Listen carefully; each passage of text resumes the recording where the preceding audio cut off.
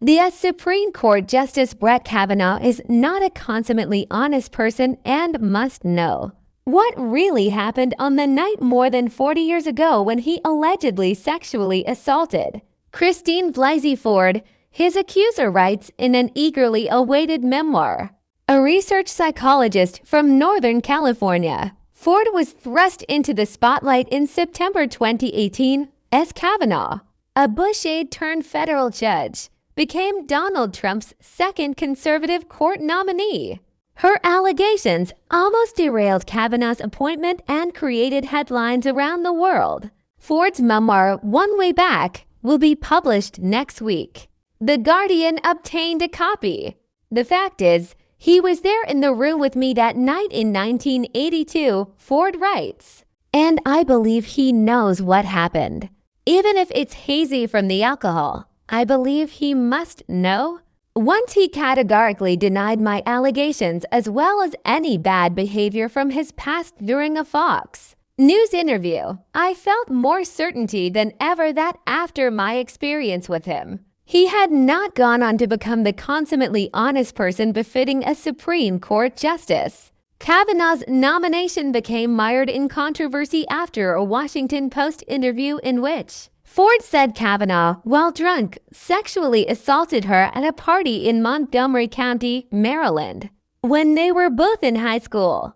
I thought he might inadvertently kill me, Ford, then 51, told the Post. He was trying to attack me and remove my clothing.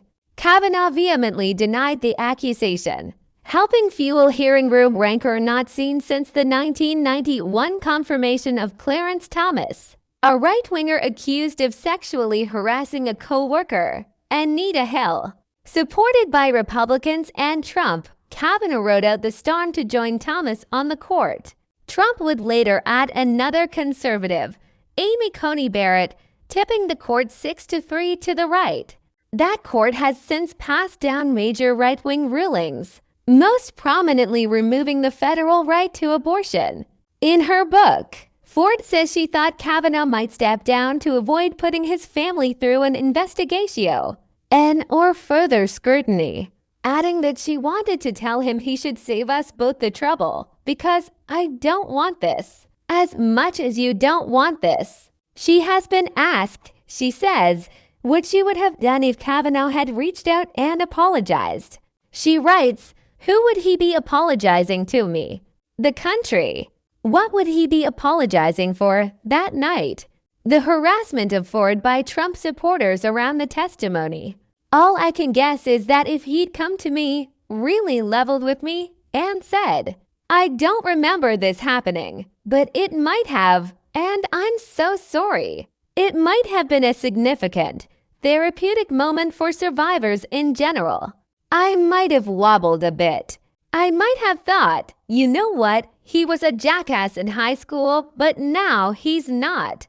But when my story came out and he flat out denied any possibility of every single thing I said, it did alleviate a little of my guilt. For me, the question of whether he had changed was answered.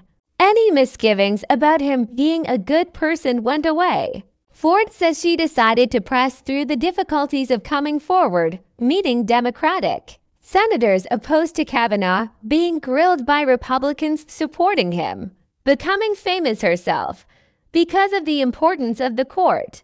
She writes, honestly, if it hadn't been the Supreme Court, if my attacker had been running for a local office, for example, I probably wouldn't have said anything. Calling this a sad, scary thing to admit. Ford adds, but this was a job at one of our most revered institutions, which we have historically held in the highest esteem. That's what I learned at school. Saying she was thinking and behaving according to principle. She adds, I was under the delusion that almost everyone else viewed it from the same perspective.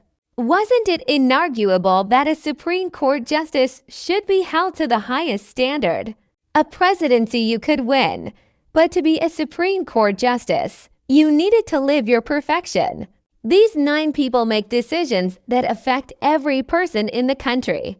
I figured the application process should be as thorough as possible. And perhaps I could be a letter of non-reference. Ford also describes occasions on which she discussed the alleged attack as Kavanaugh rose to prominence, as well as conversations in therapy reported by the Post. She cites others triggered by high-profile events. Among such moments, Ford says, or the 1991 Thomas hearings in which Hill was brutally grilled by senators of both parties, a 2016 criminal case in which a Stanford swimmer was convicted of sexual assault, but given a light sentence, and the #MeToo movement of 2017, in which women's stories of sexual assault led to convictions of prominent men.